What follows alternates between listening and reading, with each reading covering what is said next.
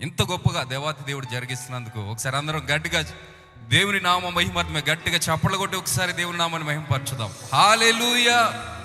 మనం ఆరాధించేటువంటి దేవుడు మాట ఇచ్చి తప్పే దేవుడు కాదు, విడిచిపెట్టే దేవుడు కాదు. ఆయన ఇచ్చిన వాగ్దానంలో ఒకటి, నిన్ను తలగానే ఉంచుతాను కానీ తోకగా ఉంచను. మనమన్నా కొన్నిసార్లు మాట ఇచ్చి తప్పుకుంటామేమో, కానీ దేవుడు మాత్రం మన విషయంలో మాట ఇస్తే తప్పడు. మార్పులేని దేవుడనీవని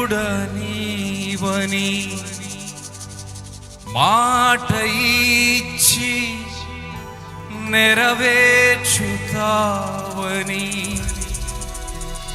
మార్పులేని